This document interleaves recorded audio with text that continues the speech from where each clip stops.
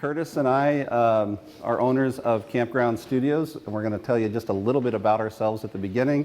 And at the end, what we hope to do is open it up for some questions and see what you have to, what stimulated a question for you. But our approach to search engine optimization is rooted in brand, and I want to make sure that everybody's understanding what we're saying while we're saying that. So, but anyway.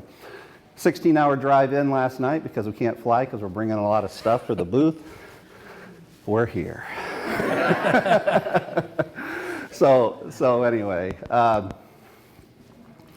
really, to understand our approach, you have to kind of understand our story a little bit. And I'm going to take 5 minutes at the beginning of this so that you understand who I am, who Curtis is, and that we understand you as a campground owner. And really, I want to start that by making sure I know how to push these buttons. First of all, we all have a brand, don't we? If it's a personal brand, it's called a reputation. If we have a business brand, it's kind of what you're known for when you are not in the room and people are having a conversation about you. Okay? So I want you to kind of get into my head a little bit to understand when I say brand, I'm not talking about a logo. Just a second. I am going to have some water an hour into this. I'm going to be absolutely parched. Thank you. I appreciate that. So when I say brand, sometimes people think, oh yeah, I got a logo, I'm good. Oh no, I've got a color palette, I'm good. That is not what I'm talking about. It is a piece of your puzzle, okay? It's a piece of the puzzle. So we're going to take the foundational steps to understand brand first. Thanks so much. I appreciate that. Okay.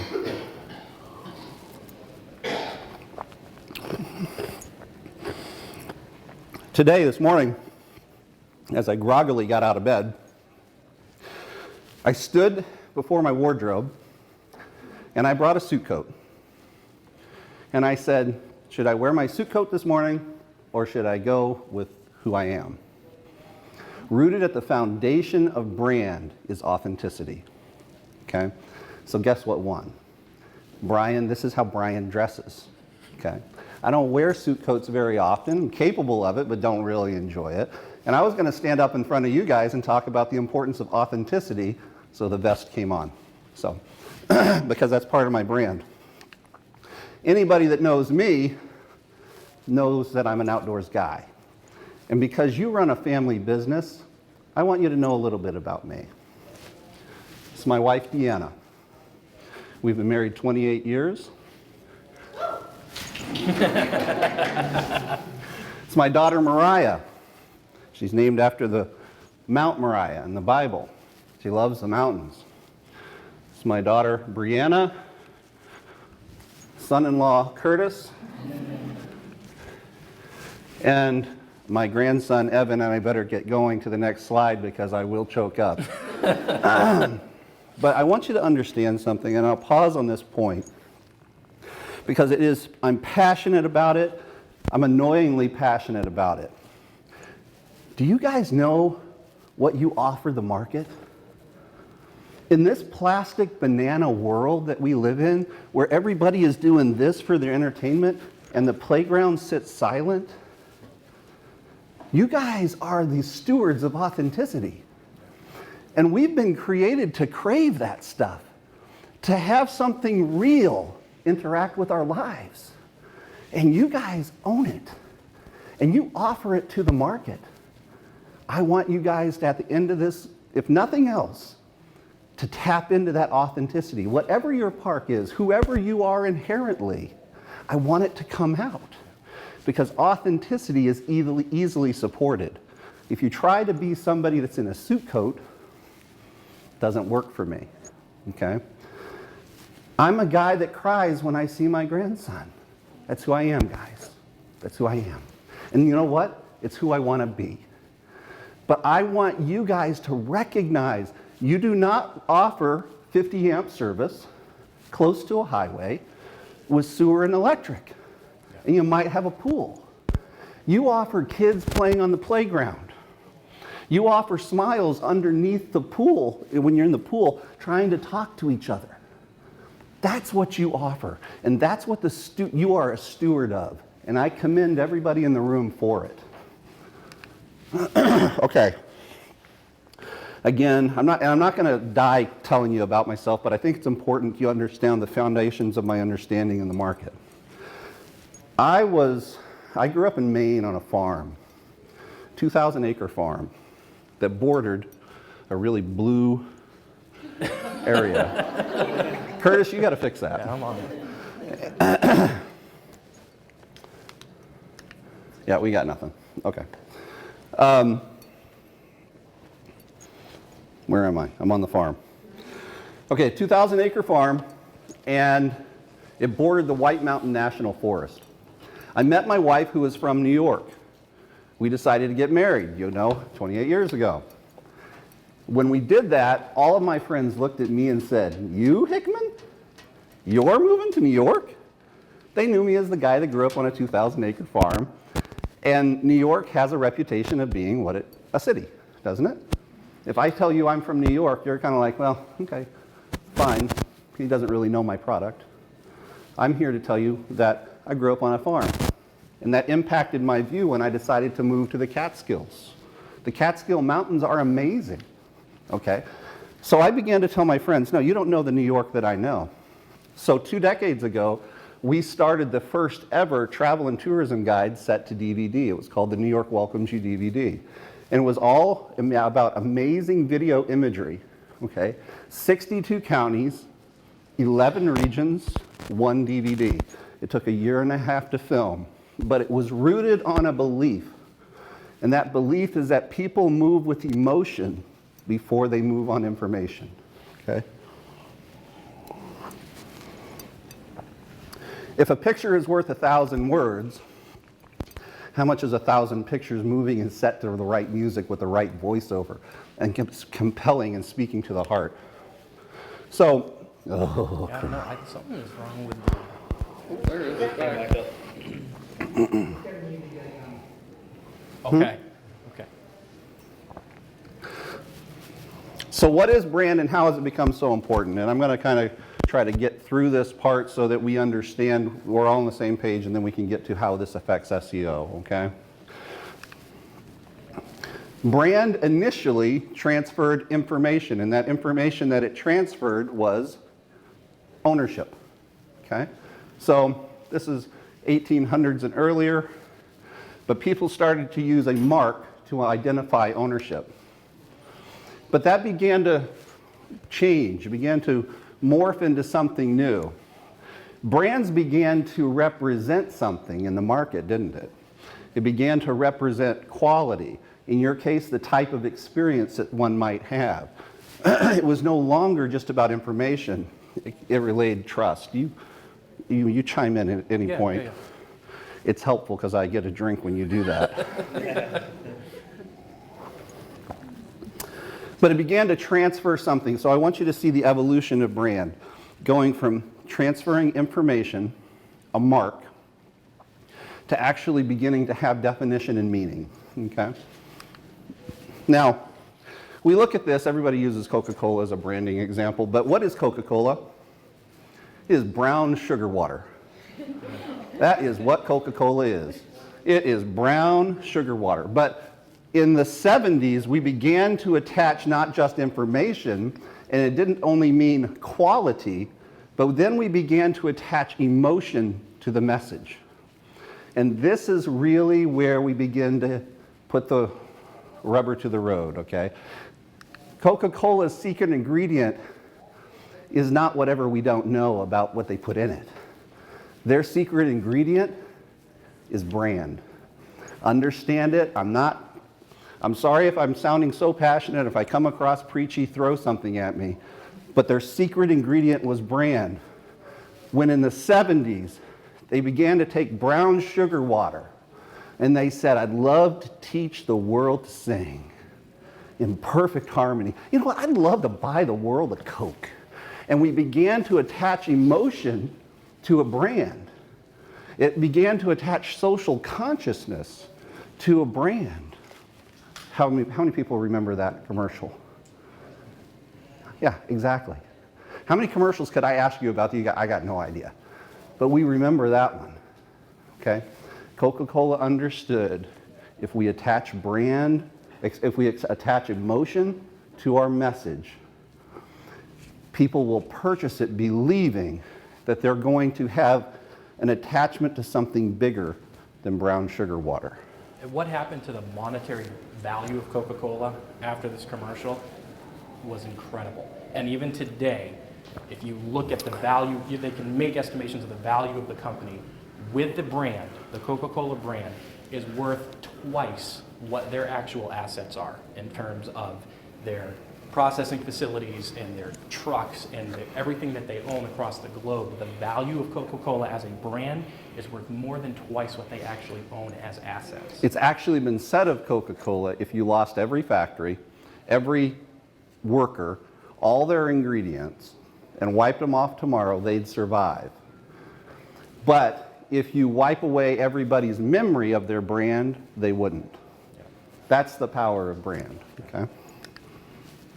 Okay, so we've now transitioned to an emotion-based economy, okay? I want you to kind of remember that phrase, an emotion-based economy. When someone comes to your website, I'm going to advance past and then come back. Are they seeing this? When you represent your pool, you're a busy park owner. You got someone calling you on Saturday saying the breakers popped and I've got sewer running out by site 62.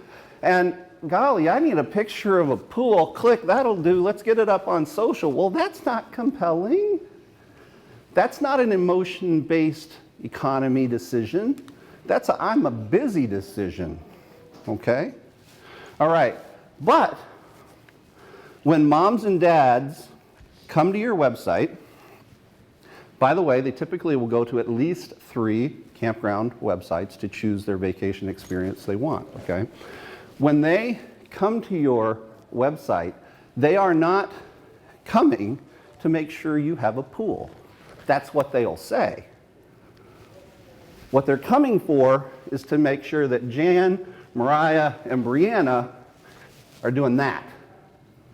Why? Because they crave authenticity for their kids, because they spend time at home watching them do this.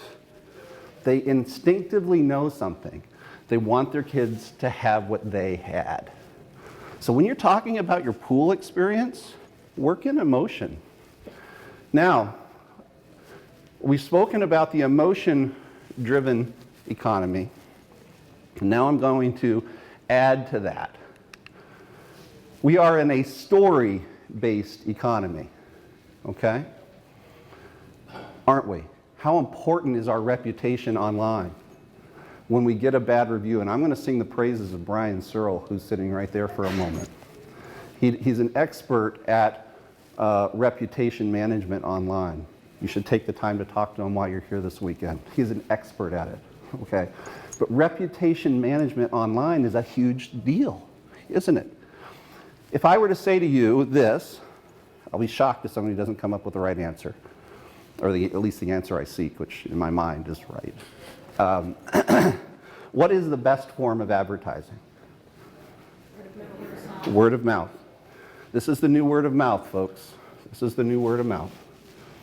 It's great that we still speak over the fence, but with one click of the button, I'm speaking to 35,000 people, okay? We are in now a story-based economy. People want to tell stories about their experiences. They want to. We want to show off, don't we? Like, we've all sat at the restaurant, got the phone out, got the perfect angle of that sushi. Move that paper cup. I don't want people to see that. Okay, right? We all have done it. And then we share it. And then everybody thinks we're awesome. Okay? And then we take our paper cup and just like everybody else. That's what we do. Okay. We are in a story-based economy. Is that the story you're telling? Or is that the story you're telling?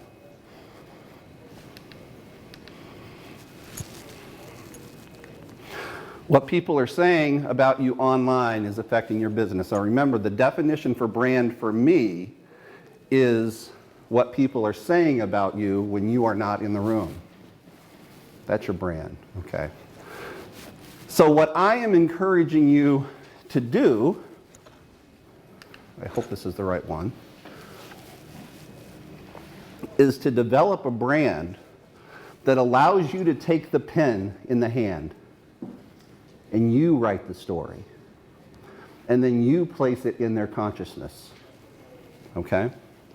When you take the time to develop an emotionally based, story-based brand, you are in essence taking the pen and you're placing the words that you want people who will be talking about you online, right, Brian? People are talking about you online. And you're placing your words that you want them to repeat again and again and again. You, in essence, are taking the time to write the story in their mind. That's why, sorry to go back, that's not getting shared. The only reason that's getting shared is if the day that it was there, it was cold, and this solar blanket had to be over it, and they're talking about it negatively. That's the only reason that would get shared. So what I'm encouraging you to do is critically look at your website, critically look at your collateral, critically look at it. Take the pen, write the story you want to tell. And now I'm going to circle back to the first statement that I made. Tell something authentic. Tell something authentic and then own it. Because I'll tell you what, it sucks to be in a business where you have to pretend to be what you're not. That is just, that's no bueno. All right, I'm going to do a case study here. This is a client of ours, Ledgeview RV Park.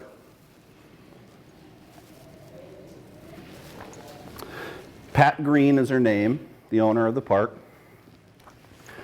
And it was actually my first trade show, Campground Owners of New York, a show just like this. And she said, so what do you do? Came up to my booth. At that point, I could afford a booth about this big. But I was there. And I said, well, I've got a way that I think about things. And we do collateral, we do print, and we do video, and we do web. But really what I'm passionate about, and then I just talked to her about what I just talked to you about. And then she went around to different web folks and she said, you know, I really want you to do my stuff. And I said, well, okay, let's do that. So this is the case study. So with Pat, she didn't have a logo. We developed her palette, which doesn't really display well here. We developed her logo, we developed her messaging and branding, but it all began with, Patty, what are you passionate about? Who do you want to be in the market? What is your point of separation in the market? She said, well, Brian, people come to my park because it's quiet. I mean, Lake George, I don't know if anybody, has anybody been to Lake George? No? Okay. It's got an amusement park over here. It's got a lot of shopping. It's kind of like the base camp to the Adirondacks. It's a beautiful area. But there's a lot of hubbub. She said, people come to my park because I'm 3 miles out of town. I'm still convenient to everything, but I'm quiet. She doesn't allow pets. She and I have gone round and round and round and round on that for a long time. But she's staunch. She wants to be who she wants to be. She said, Brian, and then she said the catchphrase. People come to my park because it's quiet and peaceful. And that's what I want to own in the market. I said, all right. So all of her imagery conveys a sense of calm. Okay? Lake George, New York, quiet and peaceful. We didn't say Ledgeview RV Park, quiet and peaceful. We began to want people to attach where they wanted to be to the emotion that she wanted to convey. So the tagline, really simple, Lake George, New York, quiet and peaceful. Let me tell you what happened.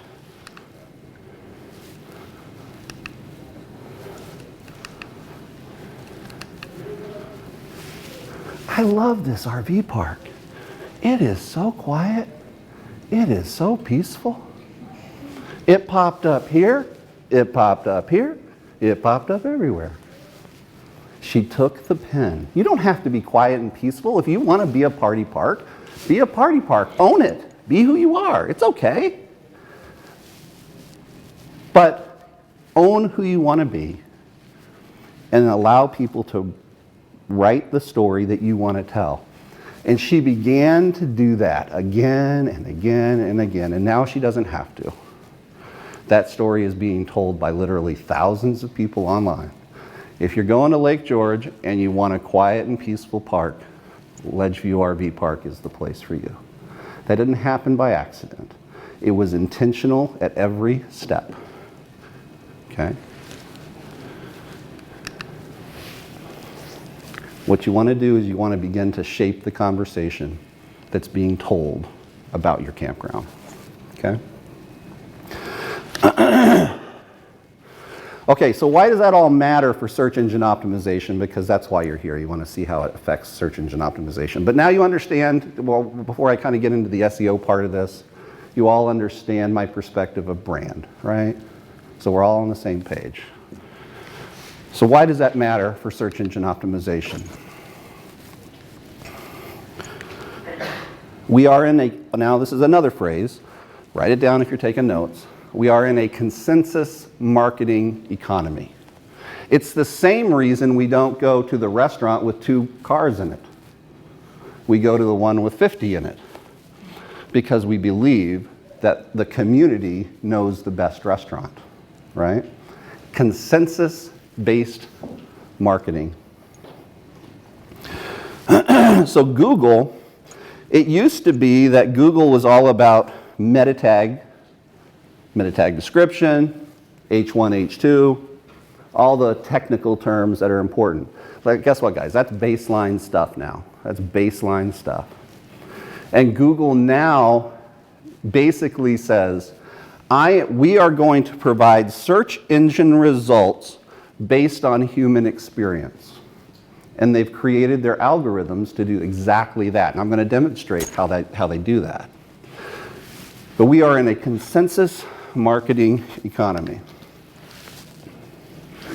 Google is really much more sophisticated now. And do you want to say anything about this? Because this technical stuff tends to hit into your... Yeah, I mean, you had talked about the meta tags and the meta descriptions and all of that, and it was like back in the 2002 to 2008 era of websites, you had a lot of people doing like keyword stuffing, and there was these keywords and key phrases, and people would literally have white backgrounds to their websites where they would put 2,000 words of text, key phrases on white so that it didn't show up. Well, Google caught on to that pretty quick, and they also caught on to how people interacted with websites once they landed on them. Google Analytics, I don't know how many of you are familiar with Google Analytics in terms of being able to track conversions and visitors to your website, but when Google got into that arena, they massively expanded their own database of being able to see how people interacted with websites and very quickly began to cull data on what they considered a quality visit based on what was available on that website, based on user experience that was on that website.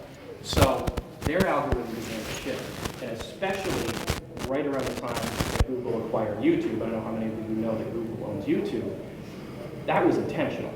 Google purchased YouTube because they saw what was happening with people interacting with media online, and they knew that people that were on a website that provided an enjoyable user experience resulted in more conversions. And they began to expand their algorithm to include people getting on websites, staying on websites, interacting with website elements. And so what happened was the importance that their algorithm placed on keywords and key phrases began to do this, and the importance that they put on media, photos, video, interactive experiences on the web began to go like this. Yeah. So they have responded to what the market has said, to what a community consensus-based economy has said about how people are using the internet. And that's where this XY axis intersect is happening, with people using the internet to find what they want, and the results that are coming up are results that Google is saying provide a good user experience online. The user because that's experience. indicative of a good user experience in person. It's all about user experience. Just if you're going to take, boil these slides down, it's user experience, okay? So now I'm going to illustrate it. I'm going to put it in your world, okay? Why did you put a pool at your campground? You wanted to enhance the user experience. Why did you want to enhance the user experience? Because you wanted to make that dough. You wanted to make more money, okay? So you enhance user experience to affect the bottom line. Sometimes you have to invest in something that might seem a little bit expensive, but if the market is saying that they like it, that they want it, you needed to respond to that reality. A video placed on your website lengthens site duration visit. Okay, so you can take a 1.5 minute, Google's going through with its bots and it's reading this and reading that, and it's seeing that people stay on your website 1 minute and 15 seconds. Now remember, I said they're going to at least 3 websites to decide where to have their family experience. And then they come to another campground website, I'm talking about Google, and somebody is at that one for 4 minutes and 3 seconds. Google makes money when they provide good search results. That's their biz, okay? So if the consensus of the market is that I like hanging here for 4 minutes as opposed to 2 minutes, you get a little bump. And everything we're talking about today is a little bump, a little bump, a little bump. And each piece that I'm going to show you is a little bump. Because Google wants it to be an experience. They're trying to duplicate the human experience. Okay? When we say we like something, they want to provide that. Okay? One of the reasons, and Curtis hit on it, that they purchased YouTube, because people said, dang, I like video. Consider your own social, you online. You're on Facebook and you're scrolling through. What stops your scrolling? A video or text or a pool with nobody in it. They're trying to duplicate that user experience. You see what I'm saying? Okay. How many people know that YouTube is the second largest search engine in the world? If I had asked that question, believe me, I asked this question for years now. It's grown in increasing measure that people actually know that now. The number of hands that go up in the room now has changed. But search engine, we're not talking Yahoo, we're not talking Bing. People come here, and it's the second largest search engine. So think of, okay, just like I had to invest in a pool to enhance the user experience at my park, I now have to invest in a video to enhance the user experience at my website. But one thing that happens that's really cool about a video, they have to spend that duration on your website to watch it. So guess what you've just done? You've made your website sticky. You've influenced the Google bots that come through that used to be a 1.5 minute visit is now lengthened to the duration of that visit, of watching that video. Makes your website sticky, affects search engine optimization. Why did you put the bouncy pillow in your park? You put it in there to enhance user experience. Well, think of engaging photography as a bouncy pillow. You had to invest, I don't know how much those cost, but not cheap. You had to invest in that bouncy pillow to enhance user experience. You've got to look at your website as your representation of your park online. You've got to look at, this is my park. Okay, so why did we put the bouncy pillow in? To enhance user experience.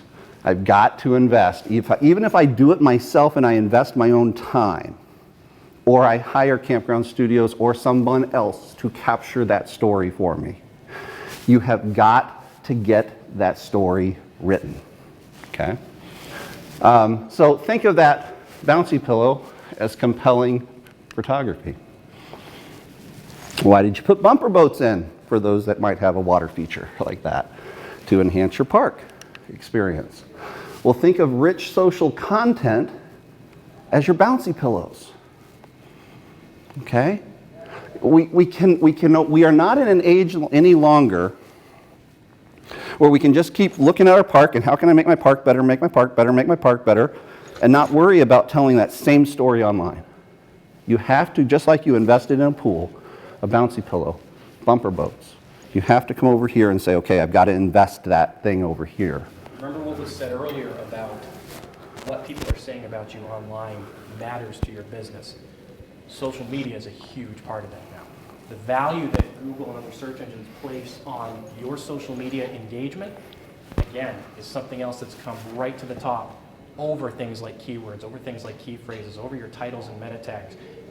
Ratings, reviews, engagement, likes, comments, Google analyzes that stuff. I mean, and by the way, you got to make sure you're linked to those social media pages on your website because It's just a very happens basic Google, thing, but a lot of Google people needs don't to do know it. that those are yours, but they look at that stuff and they see the level of engagement. If somebody's got 6,000 followers on a given social media profile compared to another campground that's got 1,000, and the 6,000 gets 250, 350 engagements on their post compared to 75 for the other one, Google prioritizes that. Google says, this campground is offering a better user experience online, this campground is having more interactivity on the web, we're going to give them a push for offering a better user experience online. I'm going to go off topic. I'm going to cover a little bunny trail here for a second. But we are in a moment right now, if we look at the corona thing that's going on, okay? I'm going to take literally 60 seconds and say something.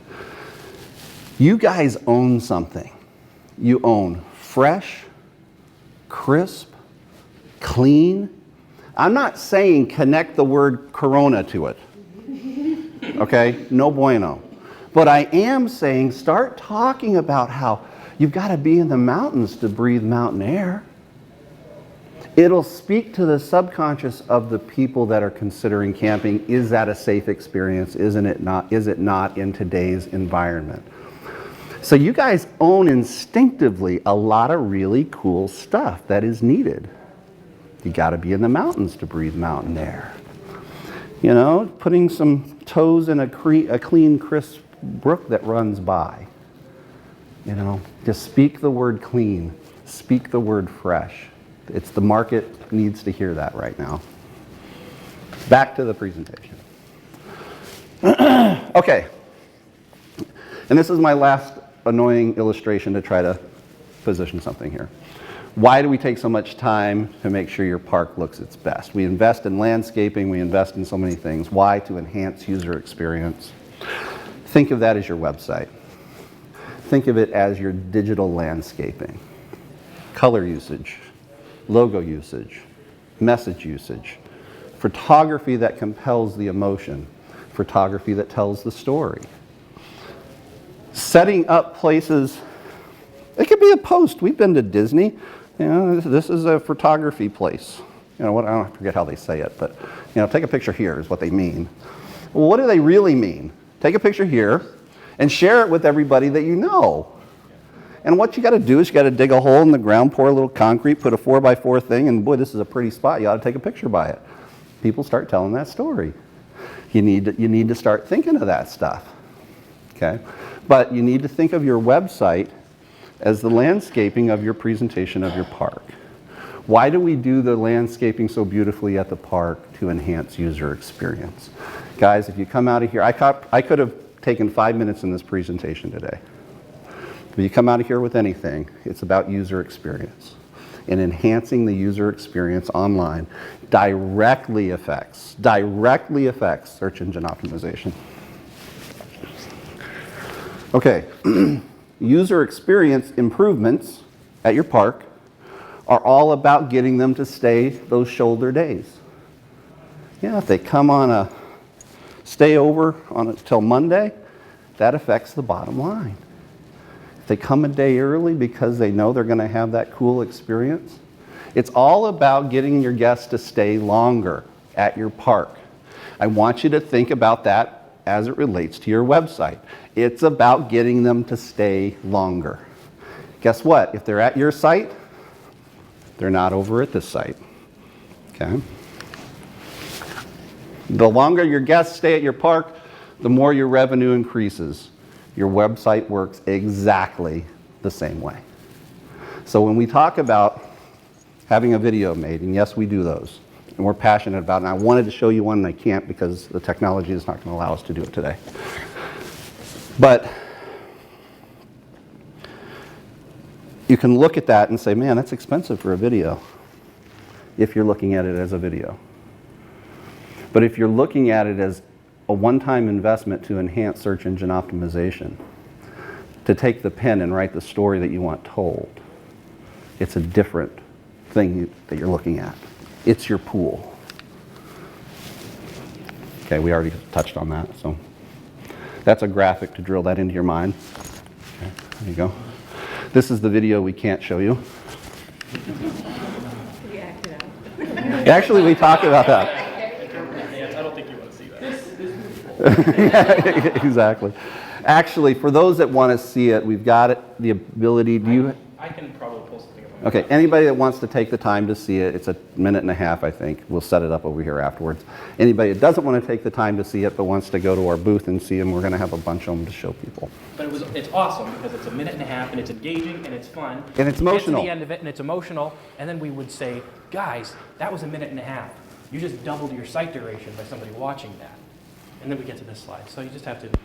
Yeah. Do you find that people actually watch a minute and a half video? Because I feel like anything more than 30 seconds, people are not going to stay through the end. That's a great question. What used to be 2 minutes long, okay, became quickly a minute and a half, and then a minute and a half became 1. Right now, the perfect duration for a storytelling video is about 1 minute and 15 seconds. But here is what I know. And I know this through my analytics of all the videos that we produce. We have analytics on them. Generally speaking, people watch 75% of a video. Whether that's 2 minutes, whether that's 1 minute. So if you invest in a video and you want people to watch a minute of it, produce a 1.5 minute video. Seriously? Yeah. Yeah.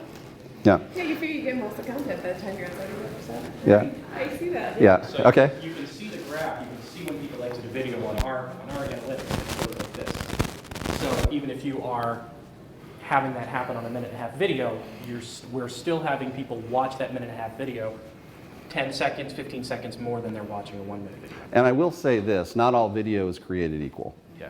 Okay. You can't get out your little handy cam and I've got a video. Yeah, that will not get watched. Okay. But I want you to take the time to go ahead and set it up so you're ready. It's not going to be, I can show it after, but. That's what I mean. We're not going to show it now. I want you to I'll keep talking and buy you time. You set it up, and you give me a thumbs up. Okay. But you're asking the right question. But it's the music engagement, it's the voiceover, it's the smiling face of the kid and what they're doing. You'll notice in most of our videos that we lead within the first 10 seconds, we got a pool shot and a pool story being told, because that's usually one of the more important. For you guys, it's the lake, right? We tell the lake story. But that's a great question. But how you build your video is really important. Okay. Is everybody familiar with what this screen is? This is Google Analytics. Okay, this is what is being set, the analytics that you can scrape from the visits that come to your site. Okay, this is, I'm not sure whose park this was. Is this Mountain Lake? I think that is Keene? Okay. Okay, so in this duration of time, there are some key things that if you don't scrape your Google Analytics, you need to do it, okay? You need to, if you have a webmaster that does your stuff, Gary's gonna call me after this, Brian, we gotta sit down, I gotta know my analytics. I know he is, and that's okay. But this was a park that had an under 2 minute site duration visit. They're over 4 minutes now.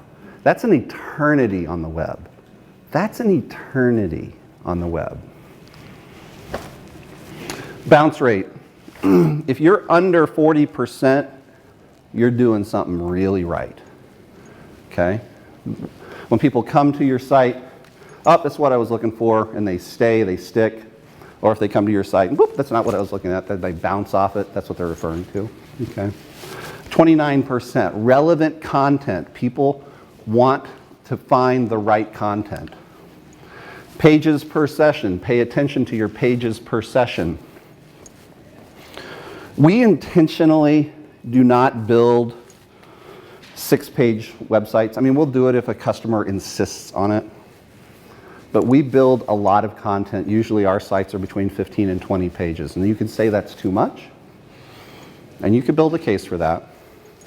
But if you type in family camping in Pennsylvania, 5 of the customer parks that come up are our parks. Okay? So what I'm talking about now has been proven with time. Okay? So how should I do it? I'm sitting in your seat asking that question. I'm going to review, identify, oh, I got a pointer. Yay. Okay, identify who you want to be in the market. Okay, understand it, own it. This is what we want to own. Analyze your website. Does the website make me want to go there? Am I transferring information or am I transferring emotion?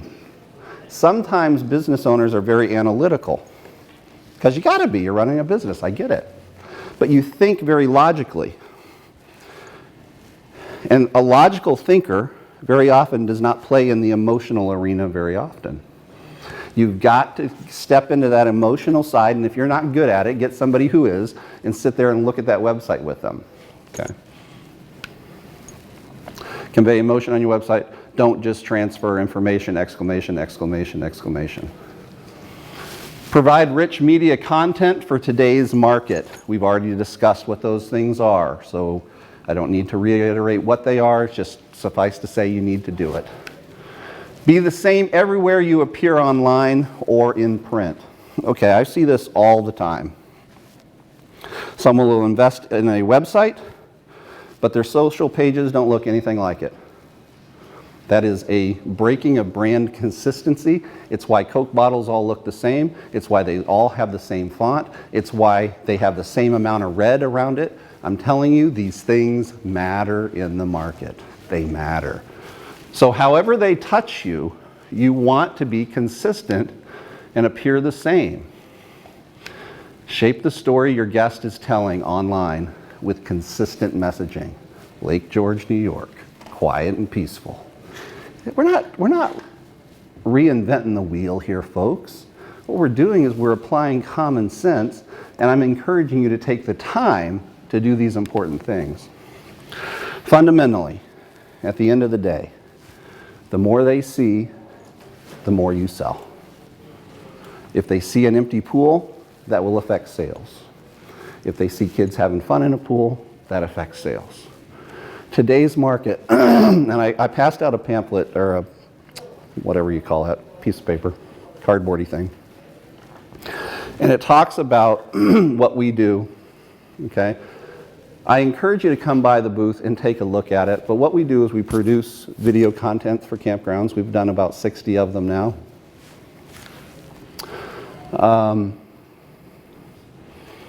There's something new that we started, was it last year? Year before. Interactive walkthroughs of cabins and whatnot to enhance user experience.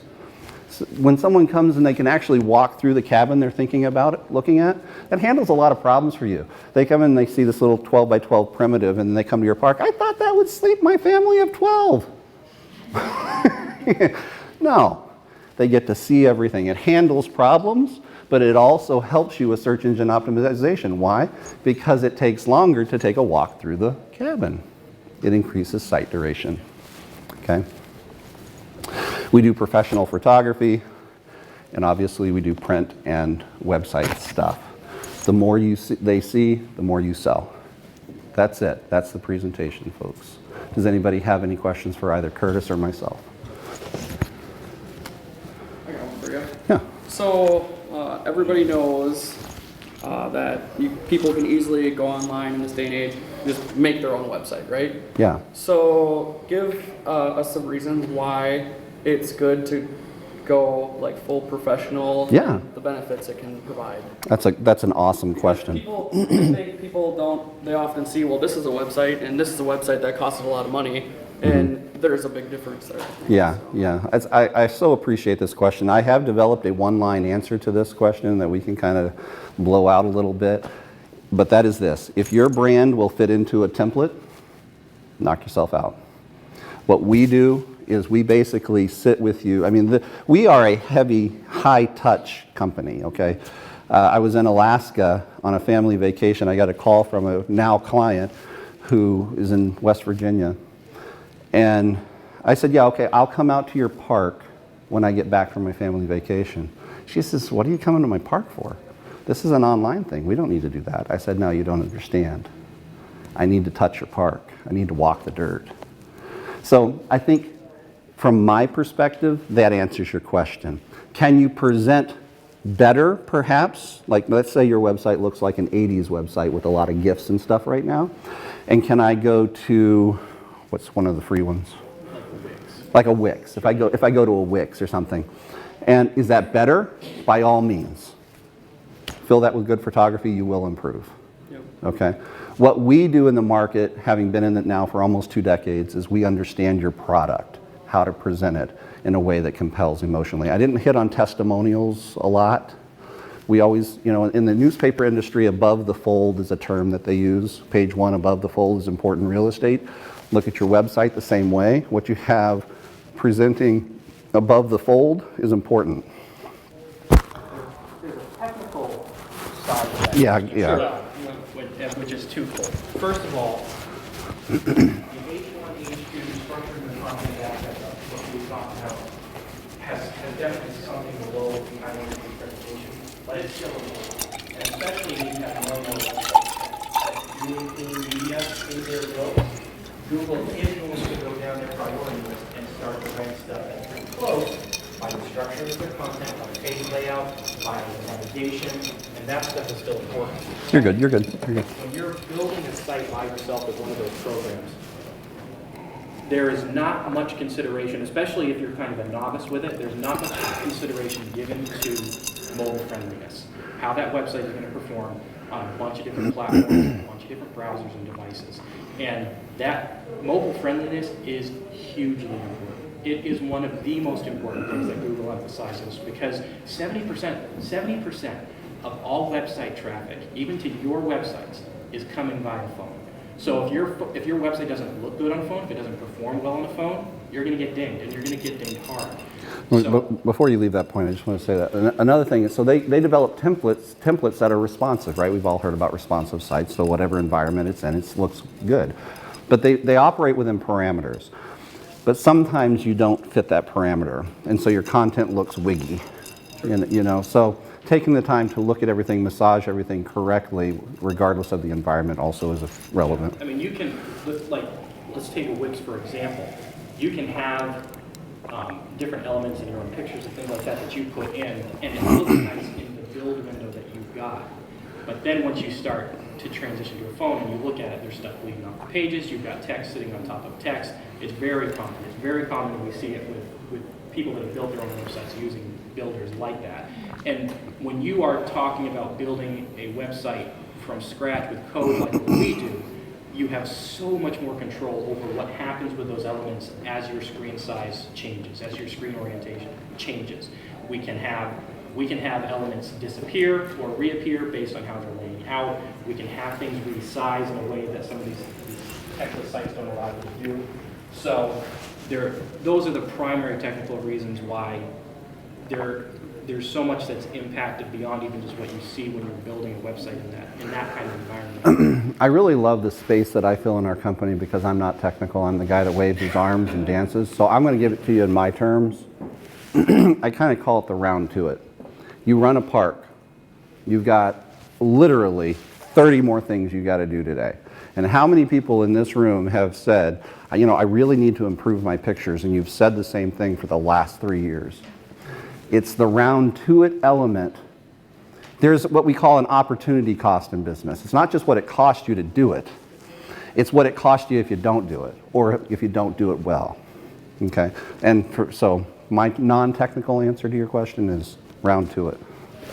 Yeah, I think that's a good point because there's two things. It's not just the website, like you said, it's everything that goes into the website. Yeah. And also, you know, with campground owners focusing on the campground, sometimes the website gets treated as the redheaded stepchild. Yes. But, I mean, really it is half the front to your business. You got your front entrance, and that's your other front entrance. Right. Yes. Right. And Well said. You want, here. And again, like our overriding point is, we mentioned a lot of different aspects of your online presence, which is your website, which is your social media, and it's the elements that you're using in your marketing, on your YouTube channel and all this stuff. And see, chances are the campground owner that's building their website in Wix is the same campground owner that's having some other member of the family build their brochure in Microsoft Word. And are those two things looking and functioning the same? No, they're not. And it's about a comprehensive strategy with your brand to make sure that the story that you're telling is consistent everywhere your marketing appears. Well said. I hope there's more questions. I don't know what time it is. 11:50. Oh, we got 10 minutes. And if you just want to get out of school early, that was always cool for me too. So, I do have a question. Yeah. Because with the branding, so like, I know our website and our brochures match in colors and Yep. everything. So does that mean next year I can't change the color based on the new color of the season? I have to stay with the color I want with my website? So you're saying because it's branded all as a, okay, always do it. the way I'm going to answer that question is this way. I frequently have customers call me up, and I could get more work if I just said yes, but I honestly tell them no, don't do it. They say to me, Brian, I need to update my brochure. I need to update my website. Why? Because they go to it 50 times a day. Yeah. They get tired of it. But the public is coming there once or twice a year to decide whether they want to come. So that's one side of the answer. The other side is I wait at least 3 years is the answer to your question to make a change of significance in your brand, whether that be coloring or messaging. Okay, good question. I have a question along those lines too. So a lot of times I think campground owners, you'll have a website or wherever and you keep it for say 10 years and then all of a sudden you say, build me a new website. It's all different, the print's all different. Would you recommend like slowly trying to evolve that over time with a company versus just all of a sudden, boom, it's new? Oh, that's a good question. What I love to see happen is a client will sign up with me while we're here, and then I actually did this with what's the name of your park? I'm sorry, Buffalo Lake. I did this with Buffalo Lake, where I said, guys, the first thing I want to do is I want to come to your park and let's get that rich content. So this summer we will spend the time getting the assets that we need, and then I'll build it in the winter. And I think we hit the mark. I could have been a little late with the website, not sure, but just made it. So I like to have people look at it that way. Now, someone may say, okay, I want a new site, and we'll do that first. So what you take care of is your color palette, your logo, and your photos. Check, check, check. But Brian, I can't afford a video too. That's cool, no problem. Next year we'll shoot the video. Oh, sequentially, let's talk about that for a moment. Let's say you want to do what he's talking about. How do we piecemeal this well? Having a video created about your campground is a really good place to start. It's not the only place to start, but it's a really good place to start. Because if you have professional photography, videography done, in this day and age, they're shooting either 4K or 8K, okay? That allows you to screen capture moments, okay? So with a video, you can actually get some good photography too. It's not as good as professional photography, but in the web world, it's a good place to start. So now we've got the video asset, which makes your website sticky, and we've captured some emotional moments because we can screen capture the exact moment. And one other aspect of what you talked about that I want to touch on is you were talking about like a 5 or 10 year growth window. There's nothing wrong with developing and evolving your brand over time, as long as it is staying rooted to the core of who you are and the story that you're trying to tell, and you're maintaining consistency with your marketing in that way. Frequently, when we're taking on a new client, it's somebody that literally has 3 different logos, one on their website, a different one on their Facebook page, and a different one on their brochure. And at that point, it's like, yeah, we're going to do something different, and we're going to do something comprehensive, and we're going to change all of it and make it all match, within a 1 to 2 season range. And then we can talk about growth and development off of that. And updating content and being consistent with posting new stuff on social media, all of that's important for SEO too, because Google likes to see new stuff, updates happening to your website so that it's So, being yeah, that's kinda maintained what I and was there's fresh stuff coming in. Like new pictures. Right, or right, that kind of exactly. stuff. You know, swapping out pictures and maintaining that changeover is always good. It's just you want to make sure that it's rooted in a consistent brand that is connected to the story that you're telling and connected to the demographic that you're targeting. At the end of the day, what I'm trying to say succinctly is get around to it. Whatever it is, whether you hire it professionally or whether you go get an iPhone 11 and finally commit the time to do it, okay? Take the time to get around to it. And with respect to making sure you're able to get to your next session, which I actually think is lunch, which is pretty important, are there any other questions?